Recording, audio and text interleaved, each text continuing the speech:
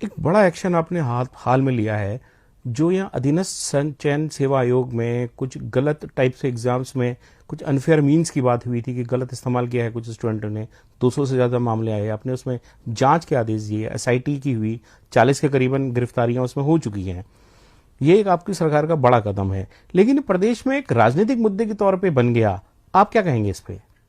देखिए, मैं तो सबसे पहले, मैंने कल भी मुझसे जो बेरोजगार युवाओं के प्रतिनिधि मंडल हैं वो मिलने आए थे।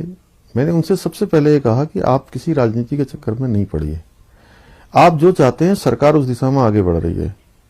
ये मामला तब से चल रहा था जब से यूपी ट्रिपल एससी बना हुआ है, और ये बात बार बार उठती रही है, लगातार उठी है। आपने देखा होगा कि भर्ती घोटाले पुराने से पुराने निकल रहे हैं। तो हमने पहली बार आगे बढ़कर, सरकार ने पारदर्शिता के आधार पर एसटीएफ ने काम किया है, और उत्तराखंड के इतिहास में इतनी गिरफ्तारियां किसी भी मामले को लेकर अभी तक नहीं हुई हैं। ये अपने आप में पहला है, और हम इन बच्चों के लिए चाहते हैं कि आगे भी ऐसी योजना बने, ऐसी साउंड प्रूफ, किसी भी प्रकार की कहीं पर धांधली की जिसमें कोई गुंजाइश न हो, इस प्रकार की परीक्षा भर्तियां हों। और इस पर कार्रवाई इसलिए भी जरूरी है कि आने वाले समय में कोई भी इन बच्चों के साथ इस प्रकार का करना तो दूर, सोचना भी नहीं छोड़ दे। इसलिए हमने कहा है जब तक हम अंतिम व्यक्ति को नहीं पकड़ेंगे तब तक हम इस कार्रवाई को जारी रखेंगे। और जांच के लिए भी सारे ऑप्शन खुले हुए हैं, कोई ऐसा नहीं है। अगर हमको ये लगेगा कि हमें किसी और एजेंसी से भी जांच की आवश्यकता है तो हम उसको भी लेंगे। लेकिन मैं देख रहा हूं कि बच्चे अपने कामों में लग गए हैं, और हमने तुरंत ही ये व्यवस्था करी है कि 7000 पद जो अभी वर्तमान में अधीनस्थ सेवा चयन आयोग से जिनकी भर्तियां होनी थी, क्योंकि अधीनस्थ चयन सेवा आयोग में इस प्रकार की विवाद आ गया है, इसलिए उन सभी को हमने, हमारे मंत्रिमंडल से हमने फैसला करके वो लोक सेवा आयोग को दे दिए हैं। और आने वाले समय में अभी 12,000 और पद आने वाले हैं। हम उन पर भी चाहते हैं कि जो तय समय सीमा है, उस तय समय सीमा पर सारी परीक्षा संपादित हो जाए, सारी परीक्षाएं पूरी हो जाए, जो चयन प्रक्रिया है वो पूरी हो जाए, और हमारे जो लाखों की संख्या में छात्र हैं, छात्राएं हैं, हमारे बेटे बेटियां हैं, उनको इसके लिए परेशान न होना पड़े। अन्यथा कहने के लिए बहुत अच्छा लगता है कि जांच इसको दे दीजिए, उसको दे दीजिए। जांच किसी से भी करवाइए, हमारी मंशा में कोई खोट नहीं है। हाँ, अलबत्ता ये है, कुछ राजनीतिक दल जिनको वैसे नहीं मिल रहा है, अब छात्रों को आगे करके उनके बहाने से पीछे से राजनीति कर रहे हैं। एक तरफ वो कहते हैं कि सीबीआई जो है बहुत खराब संस्था है, सीबीआई को लेकर देहरादून से लेकर दिल्ली तक प्रदर्शन करते हैं, और अब इसमें जो है सीबीआई की जांच कर रहे हैं। कांग्रेस ने बकायदा हाईकोर्ट भी पहुंच गई इस मामले को लेकर। हाँ, कोर्ट में भी मामला है, और हमने कहा है हम किसी एजेंसी से करवाने में हमें कोई गुरेज नहीं है, कोई हमारी सीमा रेखा नहीं है कि हम इतनी तक ही जांच करवाएंगे।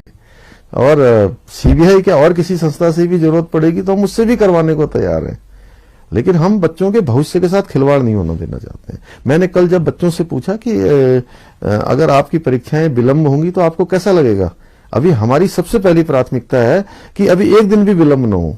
आप देखिए कि अगर अभी कोई एजेंसी और जांच कर रही होती तो ये जो 7000 भर्तियां हैं ये सारी की सारी लटक जाती अभी। इसलिए हमने फैसला लिया है, और आगे सारे ऑप्शन खुले हुए हैं।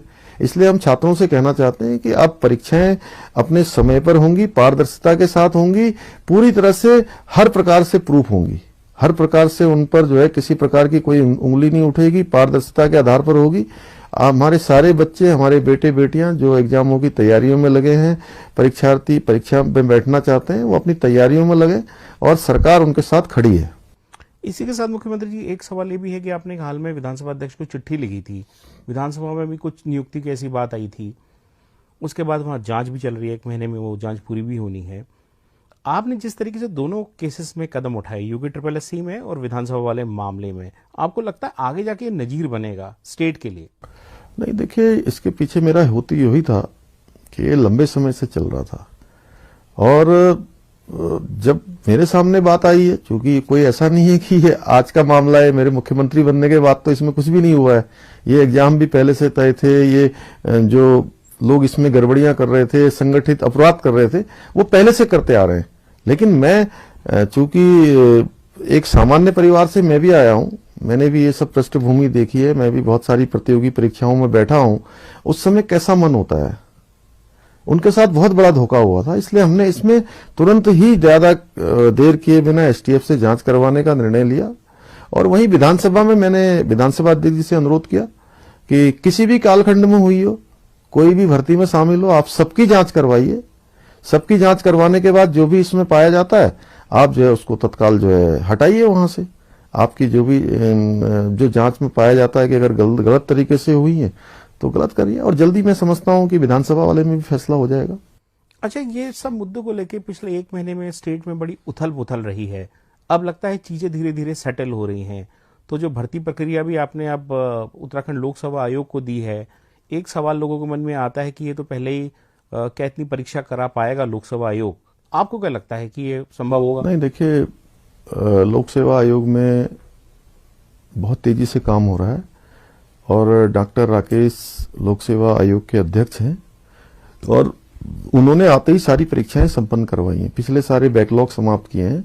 और उनसे हम लोगों ने बात की है, हमारी सरकार ने बात की है, और बात करने के बाद ही जो है आगे कदम बढ़ाए हैं। उनको जो भी मैन पावर की जरूरत है, जो भी वहां पर संसाधन चाहिए, हम देने के लिए तैयार हैं।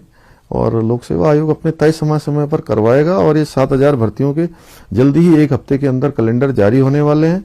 अक्टूबर के माह में इसके विज्ञापन जारी होने वाले हैं और दिसंबर में परीक्षाएं संचालित हो जाएंगी, संपादित भी हो जाएंगी और बहुत सारी चयन प्रक्रिया भी प्रारंभ हो जाएगी।